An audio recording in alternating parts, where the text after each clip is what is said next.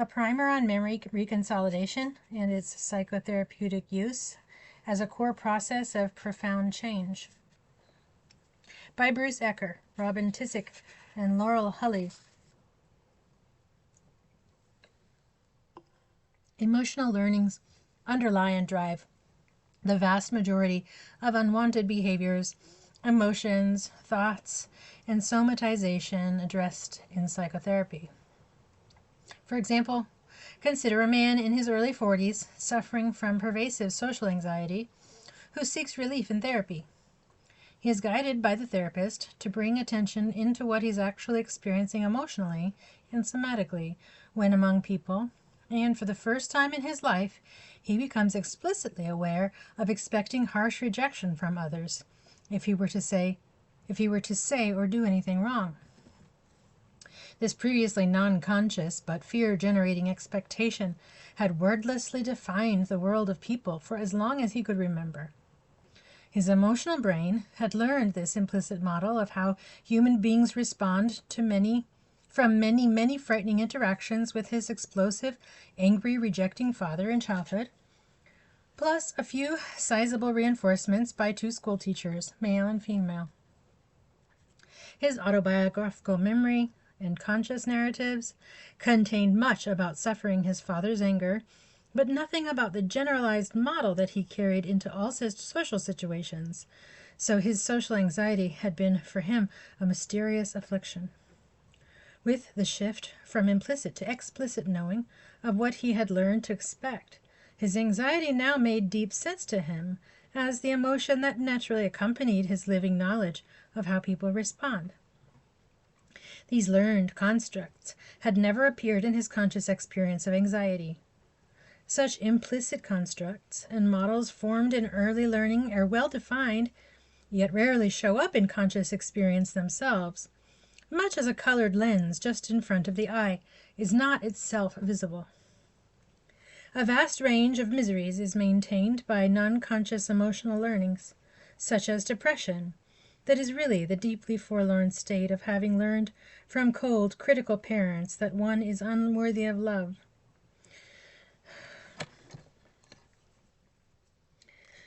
Being completely unaware of one's own life-shaping learnings is remarkably commonplace.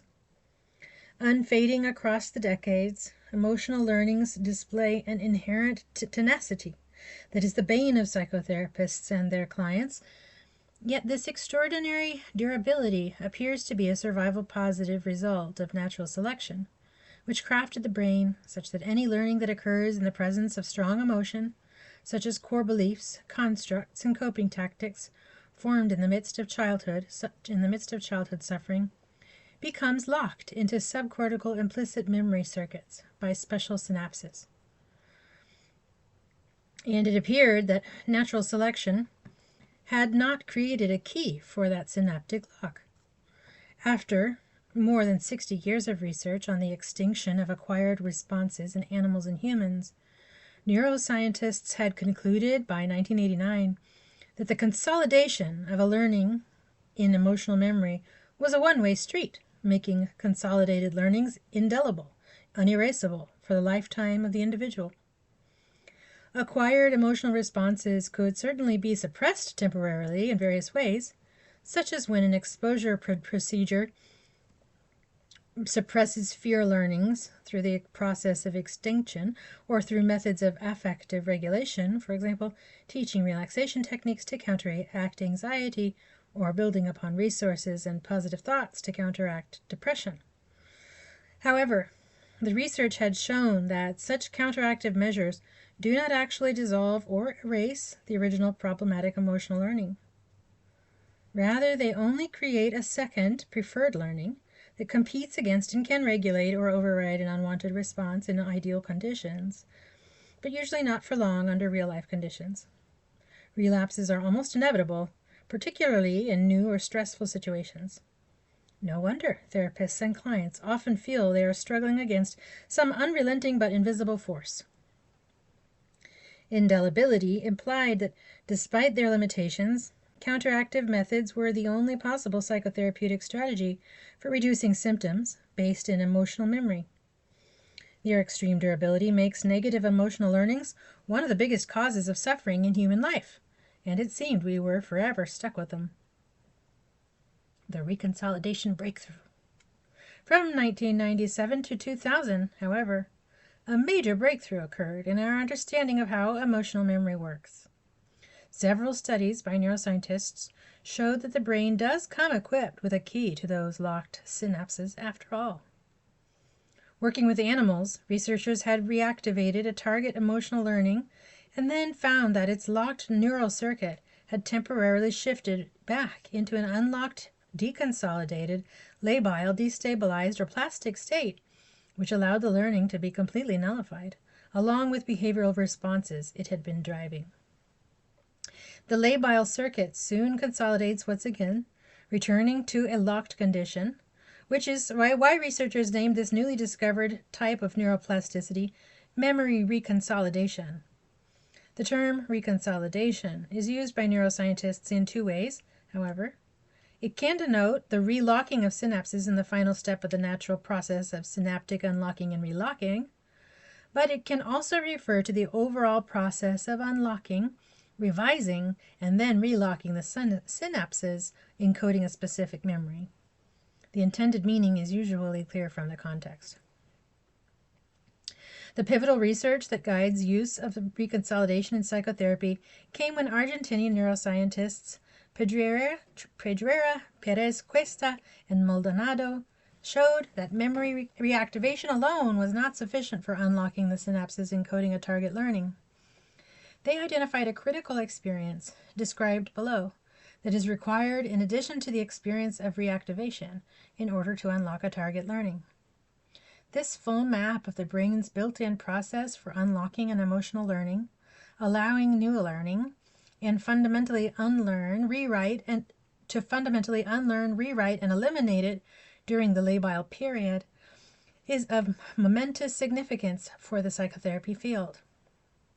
It's now clear that the consolidation of emotional memory is not, as it had been believed for a century, a one-time final process, and that emotional learnings are not indelible. Rather, neural circuits encoding an emotional learning can be returned to a deconsolidated state, allowing erasure by new learnings before a relocking or reconsolidation takes place. Counteracting and regulating unwanted acquired responses is not the best one can do because emotional learnings can be dissolved, not just suppressed. There are, however, certain clinical situations, including severe crises and emergencies, in which use of counteractive methods remains primary. Neuroscientists have also shown that after a learned emotional response has been eliminated through the reconsolidation process, the individual still remembers the experiences in which the response was acquired, as well as the fact of having had the response. But the emotional response itself is no longer re-evoked by remembering those experiences. This finding that autobiographical memory is not impaired by erasure of a piece of emotional memory reflects the well-established anatomical separateness of different types of memory, which allows erasure of a specific emotional learning stored in an emotional implicit memory network without affecting the contents of autobiographical narrative memory stored in a neocortical explicit memory network. The critical sequence of experiences identified by Pedrera et al. Was subsequently confirmed by many other studies. See listing in Ecker, and Hulley, blah, blah, blah. The use of this sequence with human subjects can be seen in controlled studies, the eliminated operant conditioning in infants, classical fear conditioning, and cue-triggered heroin cravings. Psychotherapists in the early 1990s had identified the same sequence of critical experiences, culling it from many observations of profound change events in therapy, that is, events resulting in permanent cessation of a long-standing emotional response and associated symptoms. Ecker and Hulley developed the sequence into a therapeutic methodology, now known as coherence therapy, formerly depth-oriented brief therapy, and have observed its effectiveness for dispelling a wide range of symptoms and problems at their emotional roots. that this methodology was capable of dissolving acquired implicit emotional schemas was later fortuitously corroborated by reconsolidation research. It is clear, though, that no single school of psychotherapy owns the process that induces memory reconsolidation, because it is a universal process inherent in the brain. We believe this process is often carried out in quite a few psychotherapies of transformational change, even though in most of these, the steps of the reconsolidation process are not explicitly identified within the therapy system's own set of concepts, terms, and methods. However, carrying out the steps and the processes knowingly can significantly increase a practitioner's frequency of achieving powerful therapeutic results, as we have seen in the course of many years of training work. Memory reconsolidation is the only known form of neuroplasticity capable of deleting an emotional learning. So we may infer that the requisite steps must have taken place whenever therapy of any kind yields a lasting disappearance of a long-standing response pattern. With clear knowledge of the brain's own rules for deleting emotional learnings through memory reconsolidation, therapists no longer have to rely largely on speculative theory, intuition, or luck for facilitating powerful, liberating shifts. Neuroscientists verify erasure of an emotional learning by observing these distinctive markers of change. Non-reactivation. A brief emotional reaction abruptly and lastingly can no longer be reactivated by cues and triggers that formerly did so, or by other stressful situations. Symptom cessation. Symptoms of behavior, emotion, somatics, or thought that were expressions of that emotional reaction also disappeared permanently. Effortless permanence. Non-reoccurrence of the emotional reaction and symptoms continues without counteractive or preventative measures of any kind. In therapy, too, these are the all-important markers of transformational change, the ideal result of therapy, as distinct from incremental change through counteractive methods that compete against but do not actually eliminate the emotional roots of the person's symptoms. According to current neuroscience, whenever these markers are observed and firmly established in clinical work, erasure via reconsolidation is a valid inference. On the basis of that logic, proponents of several psychotherapies of transformational change have inferred that reconsolidation must be the neurobiological mechanism of change induced by their methods. Coherence therapy, emotion-focused therapy, or EFT, exposure with acupoint tapping, eye movement desensitization and reprocessing, or EMDR, interpersonal neurobiology, and psychoanalytic therapy. In addition, the demonstrated effectiveness of an imaginal reenactment protocol for dispelling post-traumatic symptoms has been attributed to reconsolidation. How reconsolidation works. Reconsolidation has been demonstrated with nematodes, honeybees, snails, sea slugs, fish, crabs, chicks, mice, rats, and in humans, for a wide range of different types of emotional learning and memory, as well as for non-emotional memory, such as motor memory and semantic factual memory, corresponding to memory networks in many different anatomical regions of the brain. For clinical purposes, however, we are concerned mainly with emotional memory, so our discussion of reconsolidation is focused in that area.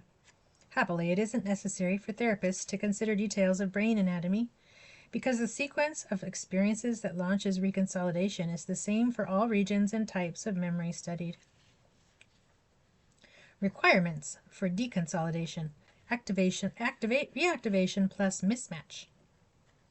As noted above, researchers' early inference that memory reactivation alone destabilizes memory's neural circuits was overturned in 2004 by the demonstration in an animal study that in order for deconsolidation to occur, a critical additional experience must take place while the memory is still reactivated.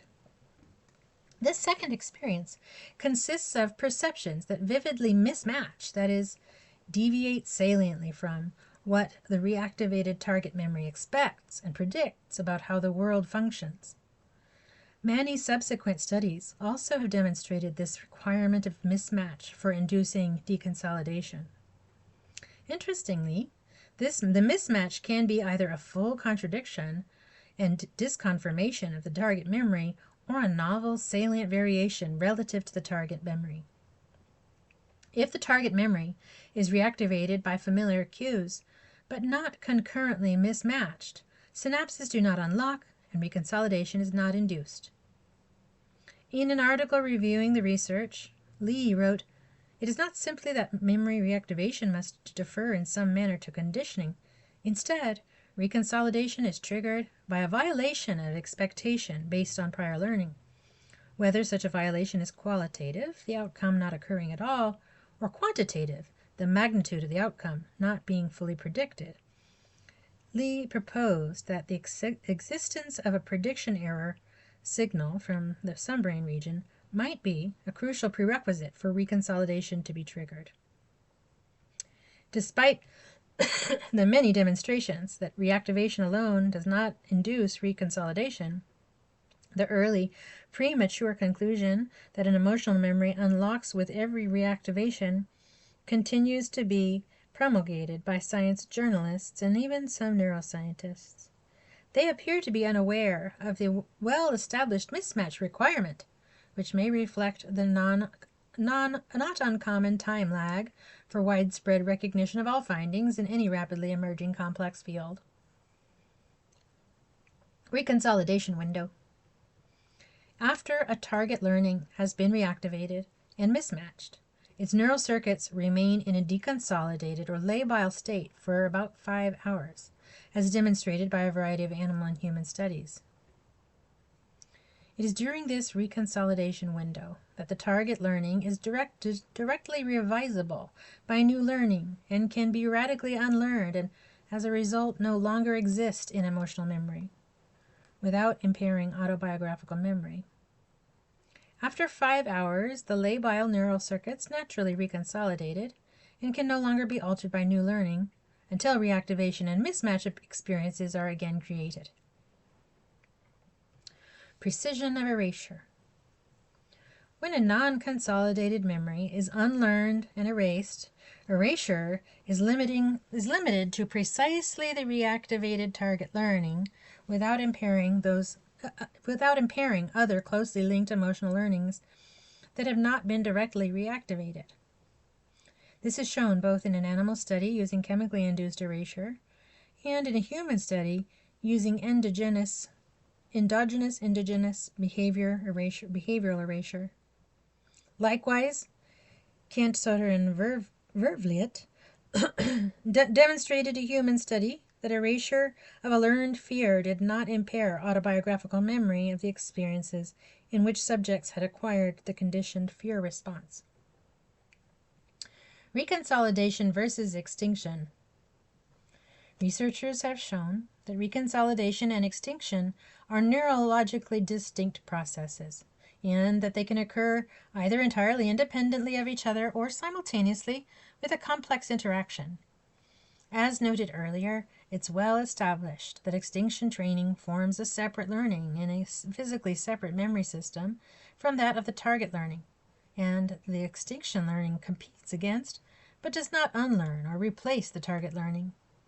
In contrast, reconsolidation allows a new learning to act upon the target learning directly, erasing it if the new learning contradicts and disconfirms the original learning.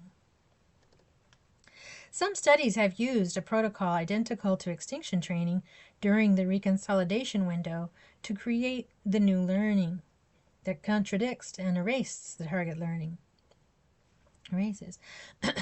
Robust, long-lasting erasure is observed to result, so it is apparent that the neurological effect created by this special use of extinction training is not extinction, the creation of separate competing learnings, but rather erasure via reconsolidation, the updating of the target learning by the contradictory learning. If, however, the same protocol is applied after the window has closed, only extinction results.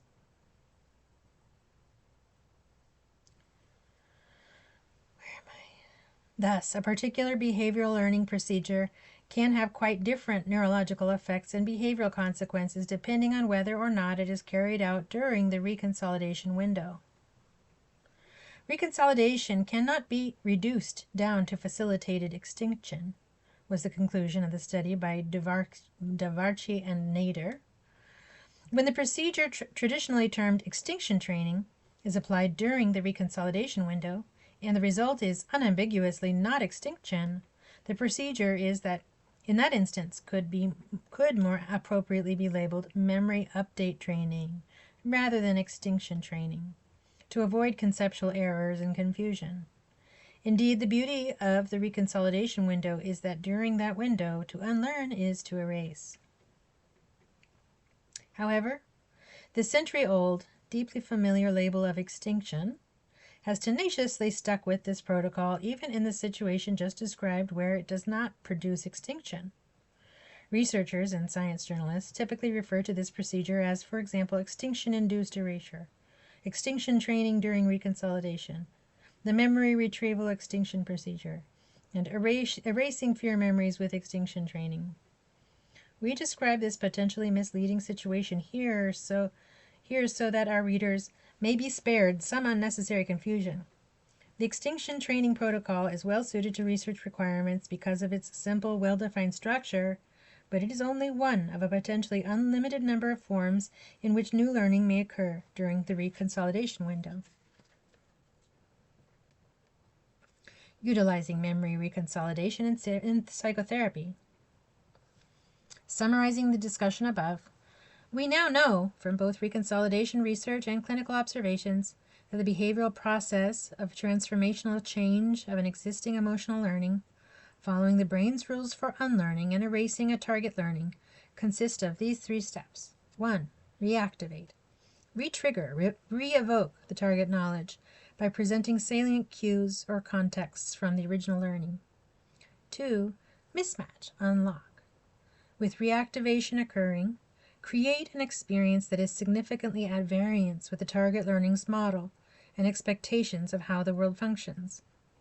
This step unlocks synapses and renders memory circuits labile, i.e. susceptible to being updated by new learning. 3. Erase or revise via new learning. During a window of about 5 hours before synapses have relocked, create a new learning experience that contradicts, for erasing, or supplements, for revising, the labile target knowledge. This new learning experience may be the same as or different from the experience used for mismatch in Step 2. If it is the same, Step 3 consists of repetitions of Step 2. After this 3-step sequence, researchers also conduct an erasure verification step consisting of behavioral tests that determine whether the markers of erasure listed above are observed.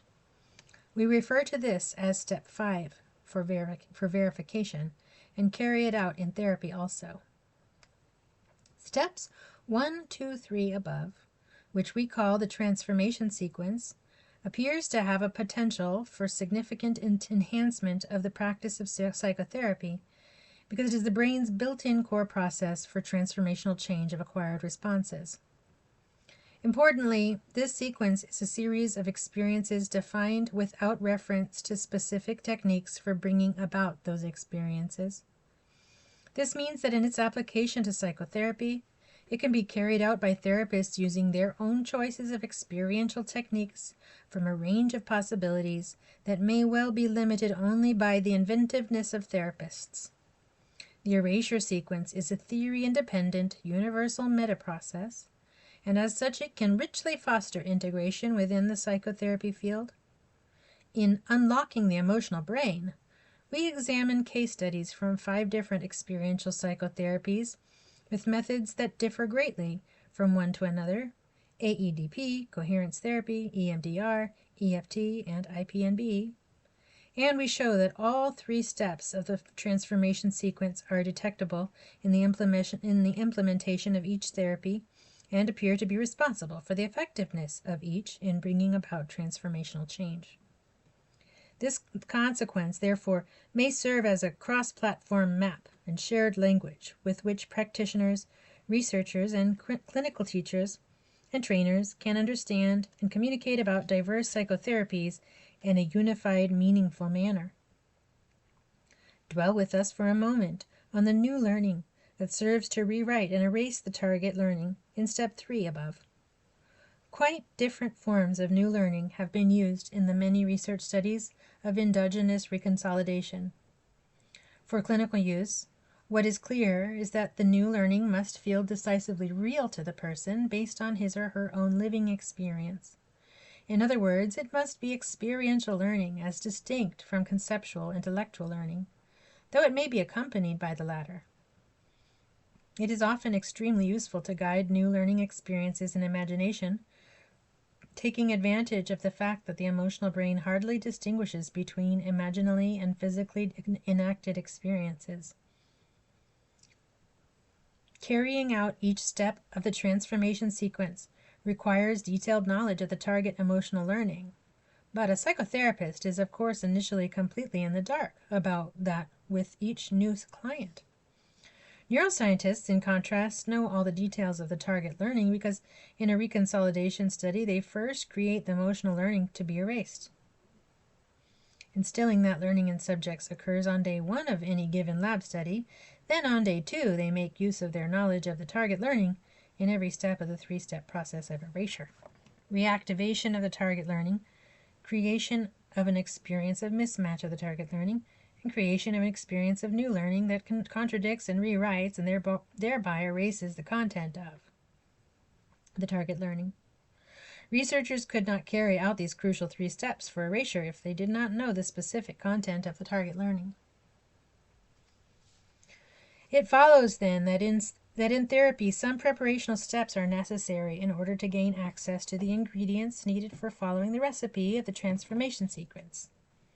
The ingredients that have to be gathered by the therapist from the client are accurate knowledge of the specific symptoms to be dispelled, the specific emotional learnings generating those symptoms, and experiences that vividly contradict those emotional learnings. As soon as those 3 items are in hand, the transformation sequence is then carried out. As a rule, the emotional learnings maintaining a therapy client's symptoms are not conscious at the start of therapy, and they are areas of deep vulnerability and some complexity. Retrieving them into explicit awareness for step B typically constitutes the majority of the therapeutic work. Various psychotherapies have developed specialized, focused methods for this in-depth retrieval work, and often it can be carried out in just a few sessions, and sometimes in only 1 or 2 sessions, though of course the number of sessions increases commensurate with the complexity and severity of the case.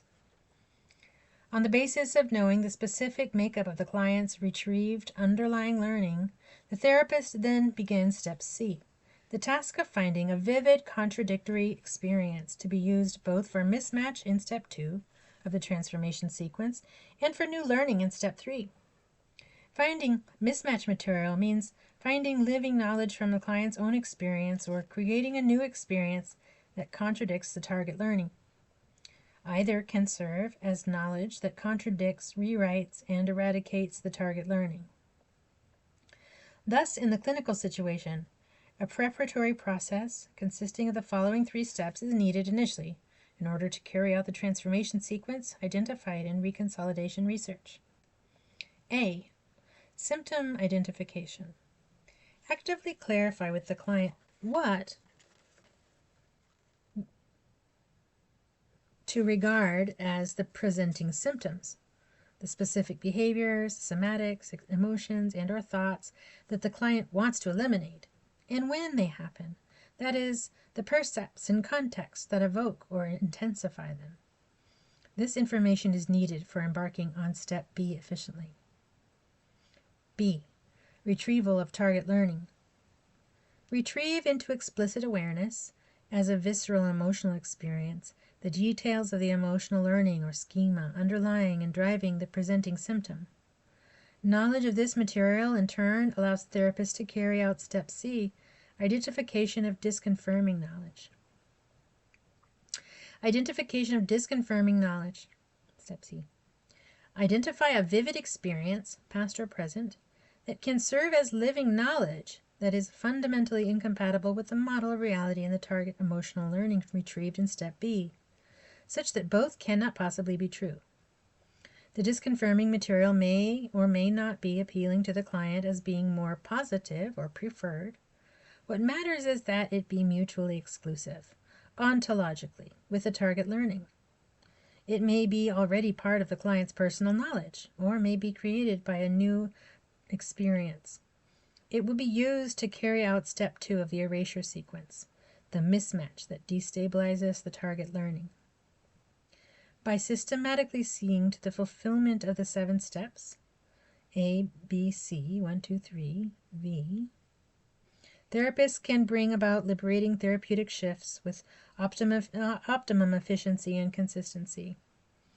We refer to the full 7-step sequence as the therapeutic reconsolidation process.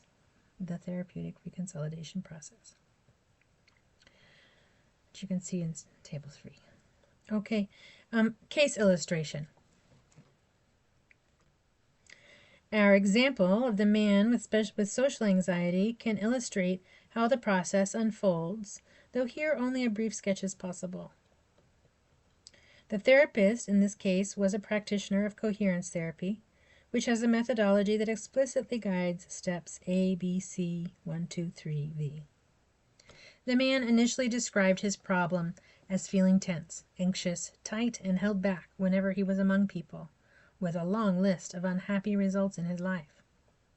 This was enough of step A, symptom identification, to begin step B, the retrieval of the coherent emotional learnings that were necessitating his anxiety around people. Revisiting the specific recent instance, the therapist said, "Some part of you seems to know something about how it isn't safe around people. You're aware of feeling tightly held back from expressing yourself.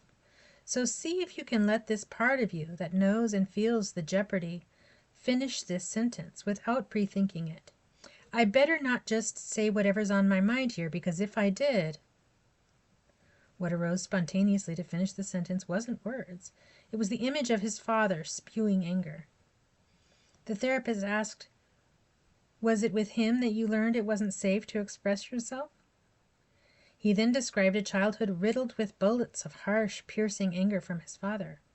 Dad would bellow, for example, "How can you be so stupid?" over even the smallest of mistakes. By the end of his first session, with the therapist's facilitation, the client was lucidly feeling and verbalizing his previously non-conscious knowledge that if my own dad hates me and rejects me for doing or saying anything wrong, then everyone else will too, because I'm too stupid to be accepted or loved, and that's terrifying for me, and my only safety is in holding everything back and staying as unnoticed and invisible as I possibly can. Once retrieved from implicit to explicit knowing, this material may seem obvious, but it was very new and emotional for this man to face and feel it. The therapist wrote those words on an index card and handed it to him for daily reading between sessions, a task of integration of this newly discovered emotional schema, or what is called the emotional truth of the symptom in coherence therapy, into everyday conscious awareness. Emotional learning consists of much more than stored memory of the raw data, of what one's senses were registering and what one's emotions were experiencing during the original experience. Also learned in implicit memory is a constructed mental model or schema of how the world functions, which is the individual's abstracting and generalizing of the raw data of perception and emotion. This model is created and stored with no awareness of doing so. It does not exist in words, but is no less well defined or coherent for that. The emotional brain, thereafter, actively uses this model or schema for self-protectively anticipating similar experiences in the future and recognizing them instantly when, according to the model or schema, they appear to be occurring. Emotional memory converts the past into an expectation of the future without our awareness, and that is both a blessing and a curse. It is a blessing because we rely daily on emotional implicit memory to navigate deftly through all sorts of situations without having to go through the slow, labor-intensive process of figuring out conceptually and verbally what to do. We simply know what to do, and we know it quickly. It is easy to take for granted the efficiency and speed with which we access and are guided by a vast library of implicit knowings.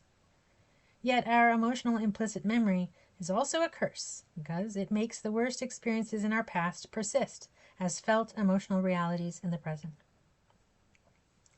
The therapist, familiar now with the specific makeup of the client's symptom-generating emotional learning, could begin step C next, the search for contradictory disconfirming knowledge. This man's implicit learning with Dad had generalized to all other people, as is often the case. So early in the second session, the therapist said, "I wonder if we could find any experiences you've had where you made a mistake that was visible to the other person, but he or she didn't respond in an angry, rejecting way like Dad would do. Which of those experiences really stand out in your life?" The man remembered a few and mentioned them in a detached, offhand manner. With that information completing the ABC preparatory work, the therapist could now carry out the 1-2-3 process of reconsolidation and transformational change as follows. The therapist began, "Let's review now, for a few minutes, the whole range of your experiences with making mistakes. And it would be good if you could allow the feelings of what we'll revisit, along with the presenting symptoms, the specific behaviors, somatics, emotions, and or thoughts." Oh, no, that's not right. If you could allow the feelings of what we'll revisit, along with the ideas. With a somewhat safer, slower voice, the therapist then led step 1, the reactivation of the target learning, by saying, "On one side is all those many times when Dad became so angry and rejecting over some mistake you made, and that was so painful and so scary for you, and you really expected, ever after, that most everyone else would also reject you harshly for any mistake, as though it was apparent to everyone that you are too stupid to be accepted or loved. Can you feel that expectation in your body?" The man who was gazing at the floor as he allowed the experience being guided simply nodded. The therapist then rolled seamlessly into step 2, the mismatch by contradictory living, knowledge, by saying, with a slight pause after each sentence, "Okay. And on the other side, what you actually have experienced is all sorts of people who remain friendly and relaxed when they see that you've made a mistake. The store clerk was friendly and relaxed when you returned the book because you'd bought the wrong one. Your coworker was friendly and relaxed just last week about your mistake of sending him the May figures when he had asked for the April figures. Your 12th grade teacher was friendly and relaxed about the mistake you made about the structure of the final paper. Your college advisor was friendly and relaxed about your mistake over the materials he needed from you. All these people have been so different from Dad." This completed step 2, the mismatch that juxtaposed his expectation of harsh rejection side by side with his clear experiences of non-rejection for making a mistake. He had never before held those experiences next to each other in the same field of awareness. According to Reconsolidation research, that juxtaposition, with each of these two experiences feeling very real while also feeling that both cannot possibly be true, is what accomplishes the neurological marvel of unlocking the synapses of that target learning. The therapist now asked, "What are you feeling?" The man said he was feeling sort of surprised and sort of relieved. This was an initial indication that he had experienced the juxtaposition in the intended manner. For step 3, the new learning that will rewrite and replace the target learning, coherence therapy simply repeats the same juxtaposition experience from step 2 several more times during the rest of the session.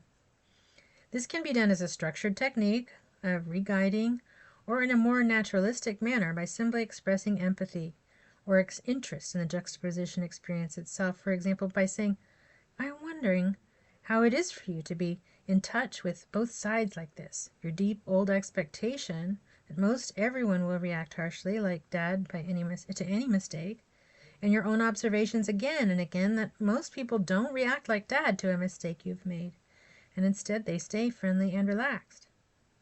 How is it for you to be in touch with both? That natural query guides the client once again to bring attention to and to feel both at once, for repetition of the juxtaposition experience. Then, in the course of continuing to debrief the experience, the therapist can easily find more opportunities to yet again guide the client's attention to resample the juxtaposition. After some 3 or 4 repetitions, the 1, 2, 3 transformation sequence is complete. The therapist again prepared an index card for daily reading, this time with words that would keep recreating the juxtaposition experience. I really expect that my saying or doing something wrong will mean to everybody what it always meant to Dad, that I deserve angry rejection for being so stupid. And yet, look at all these people who stayed friendly and kind and didn't react like Dad. The next session began with the therapist asking how it had been to stay in touch with what was on the card and how his anxiety had been. He explained that in both his weekly group meeting at work and at his friend's birthday party, he had felt only a mild edginess that's maybe about normal, and was able to participate, if somewhat awkwardly, in conversation, instead of being silenced by anxiety. The absence of his symptoms in these 2 situations that formerly triggered them were key markers that began to accomplish step V, verification of erasure of the target learning, his generalization to all people of Dad's responses. Dissolution of the target learning isn't always the end of the therapeutic process. However, because the unlearning of a model in one area can have direct ripple effects on models in other important areas of personal meaning, with emotional consequences that need to be resolved. This kind of process was indicated when the client added, "But it wasn't exactly a walk in the park like I thought at first it would be, because, well, if everybody isn't like Dad, if most people aren't like that, now Dad looks really mean. Now I feel like I have this cruel father, and I've been pretty agitated about that." The next several sessions moved through the man's feelings of anger, a need for accountability from his father, and grieving, all of which arose from his shifted perception of his father. Clinical experience has shown us that when significant emotional issues emerge in response to erasure, it is the resolution of these emotional issues that allows erasure to hold. In other words, in the domain of the complex emotional learnings created by humans, an existing model of reality is allowed to dissolve or not, depending on whether the emotional results feel tolerable to the person both consciously and unconsciously. Successful erasure is not purely a bottom-up, mechanistic, or neurological process, but rather is governed in a more top-down manner by the personal meanings and feelings involved. As a short, basic illustration, our case example was free of various types of complication that develop with some clients at any of the steps A, B, C, 1, 2, 3, B. Yet even this simple vignette indicates how the therapeutic reconsolidation process differs in some fundamental ways from how therapy is usually done. Throughout the process, the therapist guided the client to be as fully as possible in touch with the underlying material causing all the trouble, rather than to oppose it, get away from it, interrupt it, override it. The therapist also empathized equally with both sides of the juxtaposition and did not indicate one side as being more valid than the other.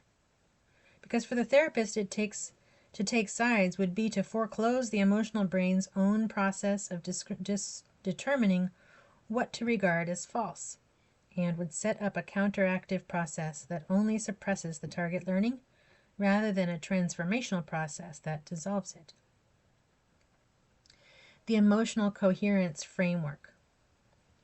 The convergence of neurobiological and clinical knowledge described above allows us to assemble a unified account of emotional learning and memory, with emphasis on its adaptive, coherent nature and the specific content and structure of symptom-generating emotional implicit learnings, the unlearning and deletion of emotional implicit knowledge through the sequence of experiences required by the brain for memory reconsolidation, the therapeutic reconsolidation process, which is the entire set of steps needed for putting into practice the required sequence of experiences in psychotherapy sessions.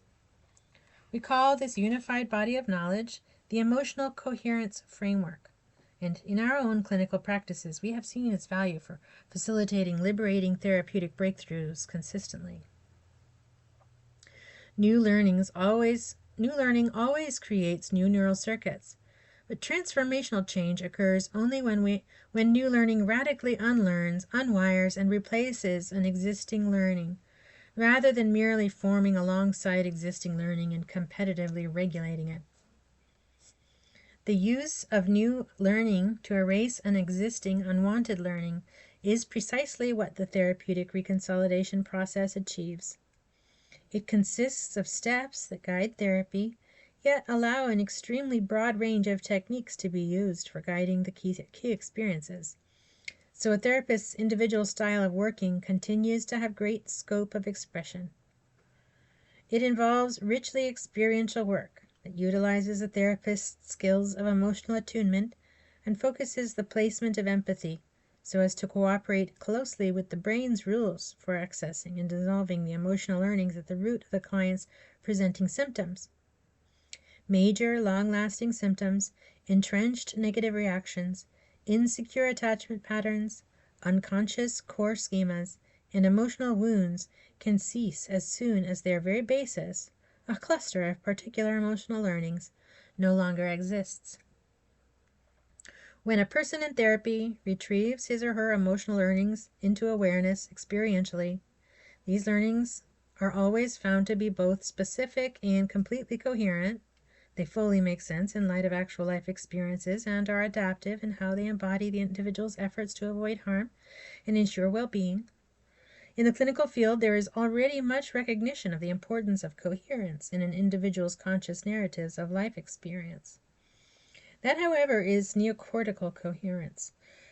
The emphasis in the emotional coherence framework is on the coherence of the emotional brain, subcortical and right brain coherence, the coherence that is intrinsic to implicit emotional learnings, and when it retrieved into conscious awareness, creates new autobiographical coherence most meaningfully and authentically. The emotional brain's implicit yet highly specific meaning making and modeling of the world is innate and begins very early in life.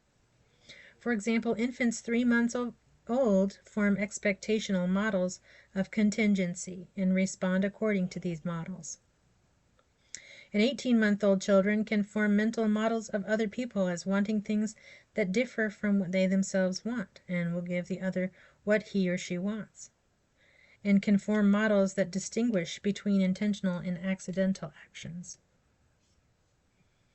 The timeless persistence of underlying symptom-generating learnings across decades of life, long after the original circumstances that induced their formation have ceased to exist, is often taken as meaning that they are maladaptive, and that the symptoms they produce signify a dysregulation of emotional brain networks.